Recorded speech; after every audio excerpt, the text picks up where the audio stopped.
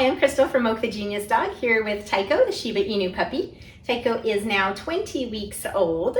So we had a little bit of a slow training week because he was going through a ton of teething. His molars in the far back where he previously didn't have any teeth were coming in, and then a lot of the molars, premolars, I'm not sure, I can't really tell them apart honestly. Those were just like falling out left and right. I found one on the floor, and one I actually helped kind of pull out a little because it was just really uncomfortable. So throughout the day, he would be kind of like making weird faces with his mouth, and you could tell he was just kind of gagging because I kind of back by his throat, and I would check, look inside his mouth in the morning and see that it was kind of wiggly. So I knew, when we started doing stuff, why it was bothering him. So I gave him a little bit of a break because it was either taking him forever to chew food or he just wasn't interested. So even for his main meal, I kind of cut back on the kibble and gave him more of the raw diet just so it was, soft and cold and feeling better on his gums. And then he's also in a little bit of a fear stage, which he kind of pops in and out of that, and totally normal puppy thing. And it's not all the time. Sometimes it's not even that obvious, but I just know that he's generally a really confident, kind of charge at everything kind of puppy. And so when I start to see him, acting a little twitchy or just noticing sounds or things that wouldn't have previously bothered him, that's just a good indication that he's going through that sensitive time. And so it's really important not to push him too hard. So I didn't take him to any real new places that I thought would be overwhelming and scary. Like I have plans to take him down to the barn and introduce him to some horses, but knowing that that can be a potentially scary one, I've held off doing that. So we just did a lot of walks around the neighborhoods, looking at a lot of the Halloween decorations and going to stores. So he's still definitely getting the socialization, but trying to keep it kind of under threshold where I know I'm not gonna, risk overwhelming him. So we took training pretty easy, not really introducing anything new because again, getting the repetition, being able to give him treats, he just wasn't feeling that. So we just took the time to kind of slowly work on some of his leash sensitivities in the house, getting more practice with his heeling maneuvers since he was getting a lot of the meat treats. So that was really beneficial. And then we started playing some games using his nose in the house. So I would hide treats and put them out of sight, but where it was easy for him to smell. So maybe like right under the edge of a blanket or under a toy or between two shoes, and teaching him to use his nose. So that was really fun to see him start kind of coming alive. And as we're starting to get into Oregon's rainy season, it can make for some really long winter days. So having some of these fun little nose work games where I can hide stuff all over the house. And right now I'm just hiding treats because he knows how to sniff out a treat and he just really enjoyed it. But I'll start making that more complicated. I'll start introducing some different scented oils that wouldn't normally have any desire for the dog to find, but just pairing it with treats and the fun game. So that'll be a lot of fun coming up in the future, but it all starts with teaching him how to use his nose. So he really enjoyed that part. And then another thing we worked on a lot out on walks to go along with his leash sensitivity was I started noticing that, so he's really comfortable walking on the right side. Walking on the left side is still very much a challenge. He wants to cut and dart back in. So just getting little brief moments, if I can have him like up on a wall and he comes down, I can maybe get, 10, 20 steps before he realizes that he's on what he considers the wrong side. So getting him, more comfortable, spending little bits here and there. But what I noticed was happening on the right side, which he'd previously been doing really good with, was he started drifting, just kind of drifting far out. And I think it was a lot that he's trying to get away from the leash. So to the untrained eye, it just looks like he's walking on people's lawns and rocks. But if you watch closely, you'll see when he comes to an open space, like a driveway, he would suck down that too. So when I would use the leash to try to either like pull him off of the lawns or just try to keep him a little closer to me, it gets into this tug of war game. And so I don't want that. So what I tried with him that I had a lot of success with was just stopping abruptly, doing a little mini timeout to show him that, whoops, we're not gonna pull that way. And so by having a really clear edge, like a lawn or a hard line in a driveway, I was able to use that line. So anytime he stepped over it, I would just stop and just whoops, we would reset, get him back on the correct side of the line and go straight. And then anytime he would have just that impulse to shoot off to the side, I would just stop, reset him, and then do a rework where he could go back and have success with it. So that was really helpful. And it's just another one of those impulse things to help control what's going on in his head. So he's not just reacting to wanting to go away from the leash. But when puppies do this, the tendency for most people is to want to just hold them where they're supposed to be with that leash, and it creates this constant pressure. And so anytime there's constant pressure, the dog's going to lean into it. And that's where you can see dogs where they're completely leaning sideways, and sometimes the person's even there. So if that leash were to break, they're both just going to go flying off to the end. So I want him to learn to just balance nicely, not be fighting me, kind of digging in with his shoulder. It just makes for a much more pleasant walk. And then, you know, he's walking properly. I'm not having, you know, his spine and his joints where he's pushing against me, because especially in his young puppy development, I just don't want that pulling, because that can really affect his joints and cause improper development. So that all went really well. I got some footage of it, but I had already been doing it for several days and he'd been having success with the timeout. So the footage I got was later in the week and he wasn't showing it to such an exaggerated state, but I was able to get some good clips to kind of show what I'm talking about and what we worked on. So good week overall. I think the worst of the teething is over. So I'm hoping next week we can start resuming normal training and introduce a couple new things. As part of Taiko's continued desensitization to his extreme leash and collar sensitivity of when he gets touched, being twitchy and wanting to move away from it, I've started incorporating in the healing exercises that we do in the house and pairing it with his the raw diet portion of his meal that he gets every day, since it is his most favorite food. So I've had some pretty good success this week having him on the leash and just moving with it. So like I'll stand close to my counter where there's only enough space for him to go through, and have the leash kind of right in front of him where he has to push his face past it. Come on, buddy. Gotta get him warmed up a little before he'll start. Good boy. And to start, I make it just super easy. All he has to do is start moving his feet. Spanx can turn around the other direction to start. Oh, good boy. But you can see like his tail is down. He's really just kind of slow and methodical about his movements. He's wanting to back up and just sort of avoid it a lot. So this is what I'm continuing to counter condition. And this has been something that has really been an issue from the very start, but he's slowly coming out of it. Some areas get worse, some get better. So it's just continued work, because the leash is going to be a huge part of his life for everywhere we go. And him being on my left side is the side that he avoids most compared to the right. So with him doing his other healing exercise as well, I started just having the leash on him as we do that. Taiko, heel. Come here, bud. He's got to get into it. So like right now where he's just not really engaged, he's just sort of walking circles. He's being just kind of neurotic right now. He's not using his brain at all. This is just all reactivity with no thinking. So this is the huge reason I'm training it, because a dog who's just reacting and not thinking, that's where you can get kind of just those panic responses. So like if he ever gets himself in a situation where he's unsure and scared, if he's only reacting and panicking, he's just going to be running scared and not thinking. So I don't want something as simple as a leash to trigger such a big reaction. And I mean, that's a very exaggerated stage, but you know, dogs get scared of things, car accidents, thunderstorms, fireworks, they go into that panic mode and they can't respond. So even though this for most dogs is just a non-issue at all, for him, it triggers that response. And I'm going to work very hard to get him to think, because if I can get him just comfortable with everything, then the chances of him having a big reaction in an emergency type situation are going to significantly decrease. Taiko, come. Good boy. So when I'm doing this, you can see I really lower my standards for what he has to do to earn the treat. I want just any kind of attention, reaction, something where he's coming to me. Taiko, come.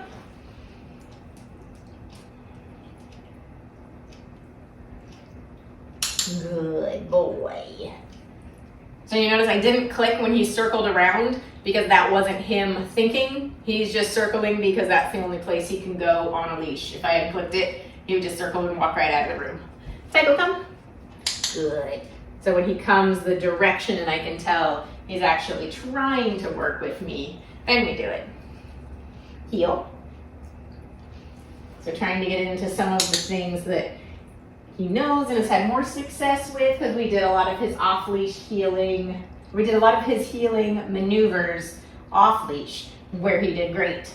So now putting the leash on, significant difference where it just kind of shuts him down. So I want him to just get into the game and see.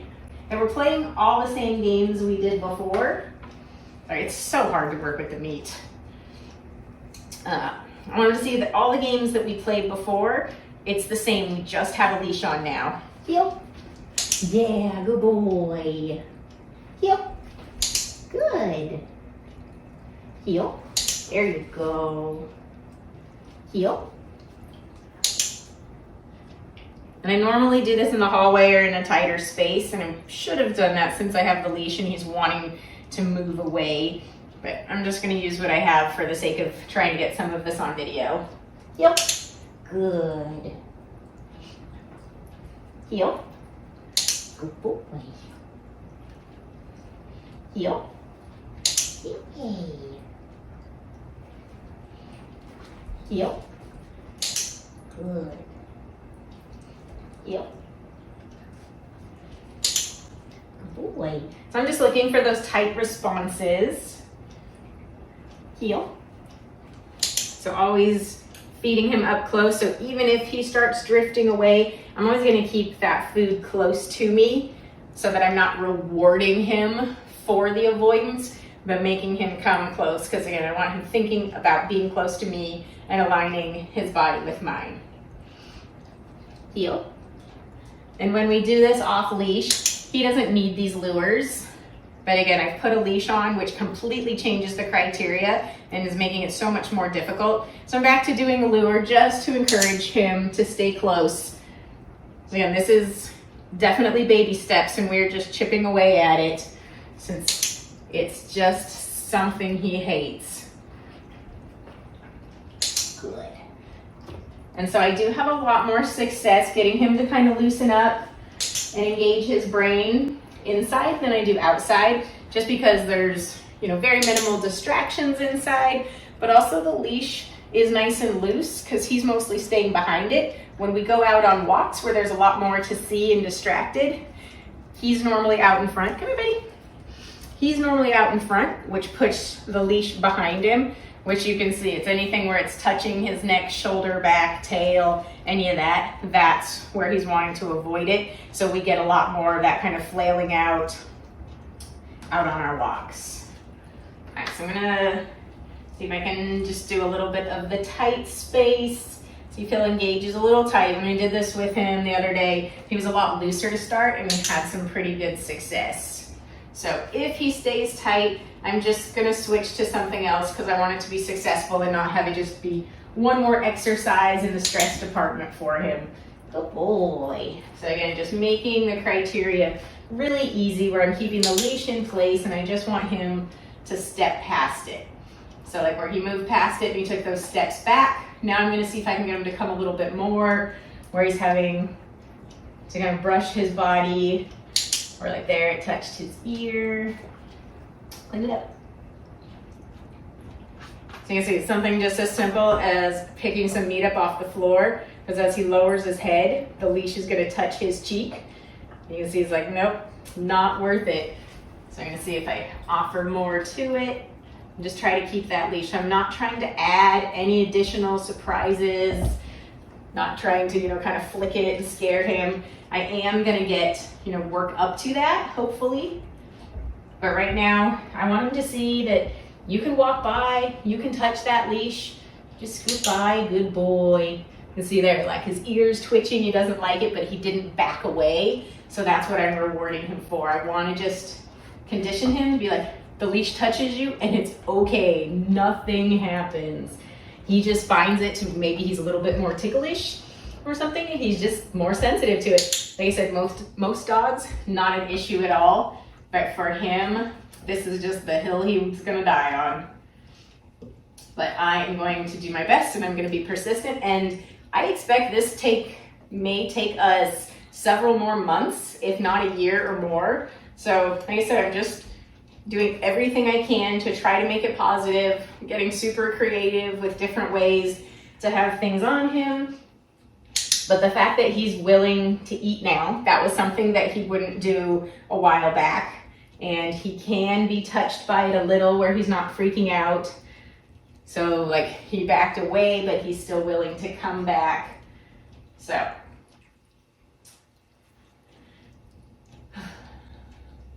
So, what are we gonna do with you, buddy? There you go. And any moment I can get where I can get that leash to touch him where he doesn't back away, that's where I'm gonna heavily reinforce. So like I take the leash off of him while I reach for more of the food so that I can have as much control as possible, which is very little right now. So I'm gonna kind of get his focus, just put gentle pressure with the leash. He's not backing away. So I'm gonna move it, see if I can kind of touch his ear. So that backed him away. Good boy. So then I'm clicking for him, kind of enduring it, touching his ear. So just a lot of practice like this. Okay, so we get this meet out and we just do these little sessions of this a couple times throughout the day. Good boy. Okay. And then when we're done, I try to get him to shake it off and play and just loosen up a little more, do his other stuff. Taiko, come. Good boy. Yeah, your leash is off now. You ready? You wanna play? Come here. Taiko, heel. Bad boy. Heel. Heel. Good. Heel. Come on. Hey. Come on, heel. So he's not shaking it off today. He's gonna leave. Taiko, come. Good boy. So I don't want him to just end a session by getting bored or upset and leaving. So I called him back and I'm glad he did choose to come back. Let me just see if I can get him to do some things, sit, that he's generally more successful with. Just to end on a good note. High five. Good boy. And we've also been doing a little work, kind of practicing shake. Come here. You can see, like, he doesn't care when I touch him and do all of this stuff. It's just the leash. So we've been practicing a little bit with kind of his high five and shake. So I'm trying to get duration when he puts his paw and makes contact. Because before he was kind of just doing a little quick one, which was great to start, and then he'd start kind of digging. So I didn't want his hand digging into mine. So just going good for a nice flat hand on it. And he mostly offers his left paw. So anytime he does his right paw, since that's a new one, I take that too. So working on shake for the same thing. Good boy. So in for shake, I want to get a little bit of the hold in there to get him more comfortable with it. So he's left-handed, as it seems, because he's offering his left hand for more. So when he does give me that hand, I can normally hold it for a little bit longer. You can see the difference between the commitment for high five and shake. He's like, you're gonna take it and hold it. So where he's perfectly fine letting me take it, he's not sure that he wants to offer it. So that's where just doing some of these tricks, if you have a dog who's a little sensitive with their feet, doing the trick training where he's voluntarily offering it, it really helps to desensitize the foot touch because it makes it his idea. Come here. Taiko, sit. And then I haven't been doing too much practice with his collar cues, but I try to get at least a couple in each day. There's just a lot of stuff to work on and I really have to prioritize it. And with him just teething a ton, I mean, he had molars and premolars just coming out left and right this week. So he hasn't really been motivated to eat. So just kind of getting it in when I can. But doing this cold, wet, soft meat, that seems to help his little teeth. Good boy. So the collar stuff, it's just another part of getting him comfortable with the leash where there's pressure that he doesn't necessarily want touching or telling him what to do, but he's starting to move with it and he's not really fighting it. He's not going with it on a super feather light touch yet. Good boy. But he is responding to it and that's all I need him to do at this point. So, and it's just having him do his sits and downs. Good boy. Taiko, come. Good boy. There you go. All right, so we've started playing some hide and seek with food. So I have these little Cheez-It type dog treats. So I'm gonna hide 3 of them around. So I'm teaching Taiko to start using his nose to find stuff. So I'm gonna put one under this blanket. I want everything to be out of sight, but still where the scent can get out. So I'm gonna put it just under the lip of the blanket there. I'll move this one over here. So I'm gonna drop it right between the middle of the shoes and close it up a little so he'll be able to see it. Here, I'm gonna tuck it back. He can't see it as much when he looks directly on top, but he can see it a little bit. It's gonna have nice airflow there. And I'll do the next one high. So I'm gonna put this one kind of just under the corner of that pillow. So similar to the blanket, right under the edge. The smell shouldn't get too trapped. So now I'm gonna go grab him. All right, so I got him. He has no idea what we're doing in here. Come here, Taiko. Good boy. Can you go find it? I hid some treats. So you can see he's smelling. He knows it's in the area. He's just gotta find it. There it is. Good boy. First treat found. Nice job, buddy. Good find. And the first time I did this with him, he didn't understand what find it meant. He very quickly paired that. So I just sort of walked around with him a little bit more, encouraging him, you know, kind of going around like showing him, you know, check here kind of stuff until he found the first treat. And then he's like, oh my gosh, this game is awesome. All right, found one, 2 more to go. Good boy, buddy. Find those treats.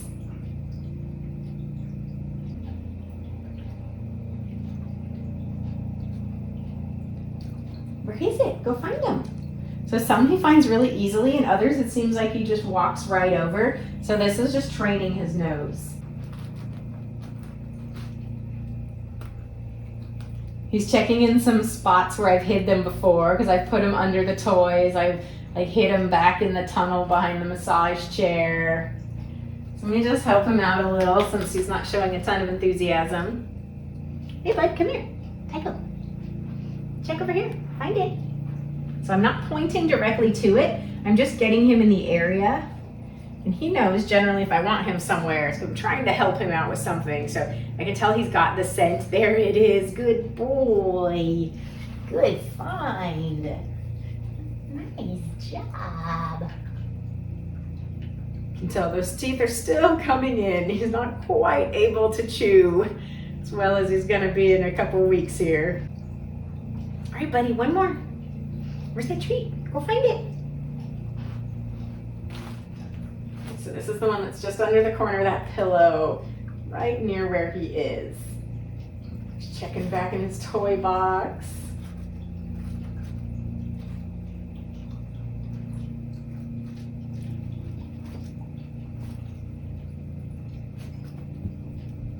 Where is it, Taiko? Find it. But I try to stay out of his way where I'm not distracting him too much because I really want it to be about him using his nose. So he's going back checking the last place he had the treat because there's probably still a little bit of the smell trapped under there. Taiko, it's in this room. So I just kind of set a boundary where I let him know, you know, if he goes to the complete wrong search area, I'm not going to let him just go and fail because then he's going to lose interest in the game. Nope, it's been hidden in there before, not this time. So we haven't done a lot of searches with it kind of off ground level. know, you really wanted to be there, huh? Taiko, come here. Check over here.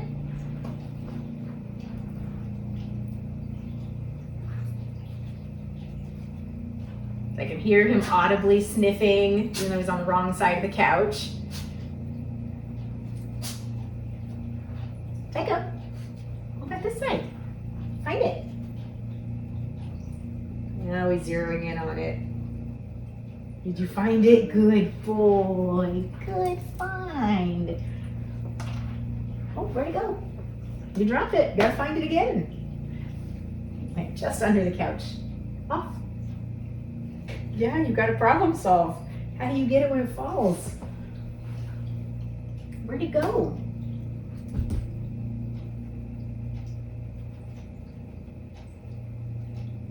Good boy. Good boy. So it's really easy for him to find it now, just sniffing out treats in fairly easy spots. But you can see it's already giving him some mental challenge and teaching him how to use his nose. So it's a great start to a game that's going to be a lot of fun in the future. And like I said, awesome activity for a rainy day. So I'm glad he enjoys it so far.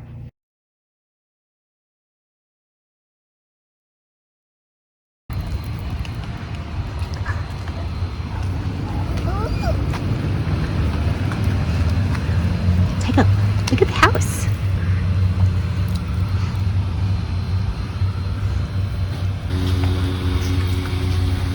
What is it? Come here, let's go see it. Big pine cone. You see the bunnies? Hi. Yeah, Olive sees it. How cute. What do you think?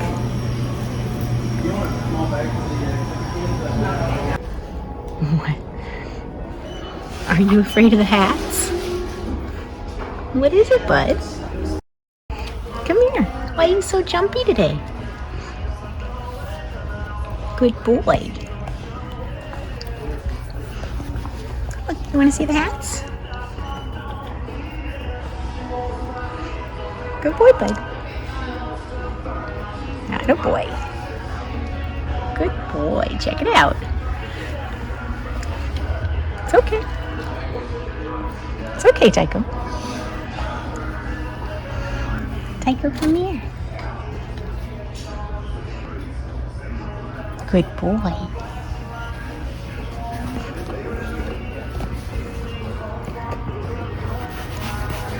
Wanna smell it?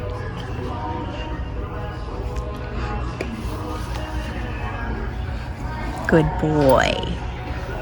There you go. Good boy.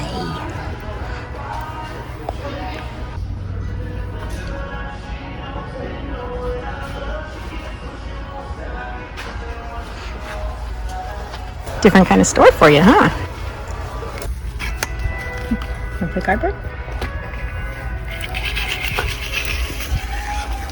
Yeah, there we go.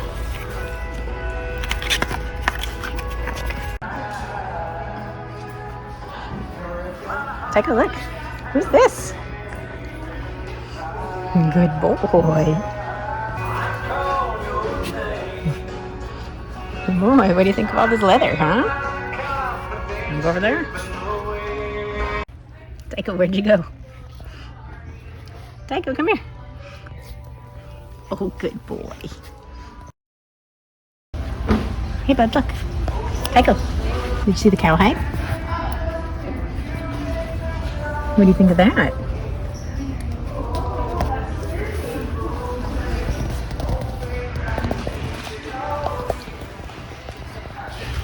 Good boy.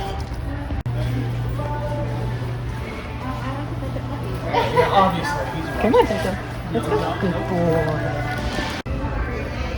Look, you want to go in there? Good boy. Yeah, I don't think you fit. You don't even care, silly. Oh, good boy. Good boy. Come on.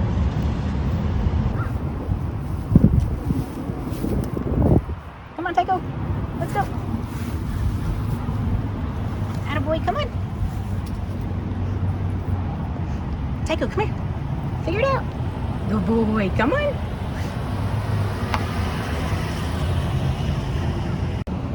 Come here, Taiko. Go around. Good boy.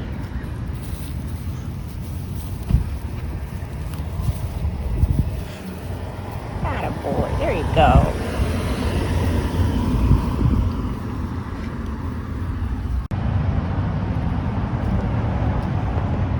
Is that your favorite? Hey, you willing to go in there? Take a look. Check it out.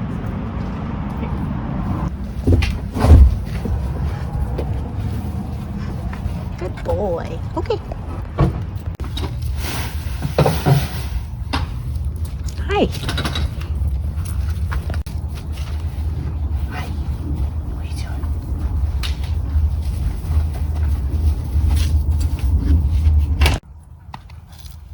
Good boy.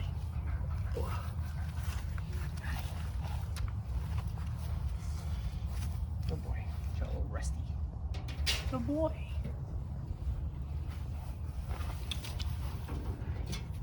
Oh, good boy. Oh, brave. Does he feel like you push him? Good boy. Shifting low is harder than you think. Call his name. Taiko, look this way, bud. No, don't jump out though. Oh, good boy. Like a pro. You're so cute, Taiko.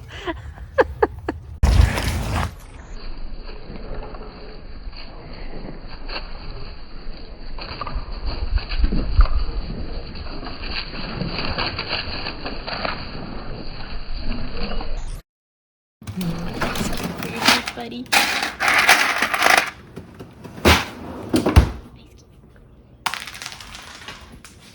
Pippa, did you steal his ice cube? Come here, Taiko. I'll give you one.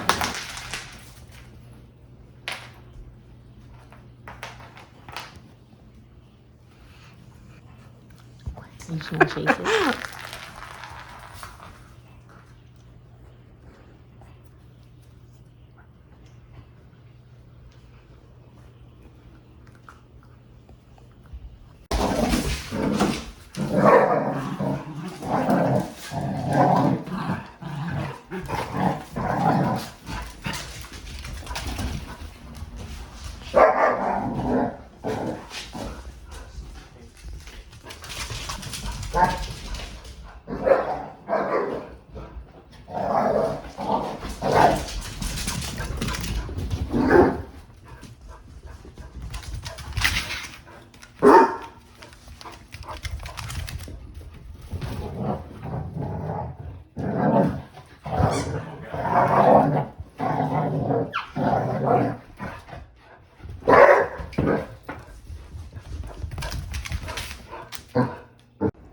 Whiskey? Whiskey. Bourbon, I think. Gross. I'm not sure. Bourbon.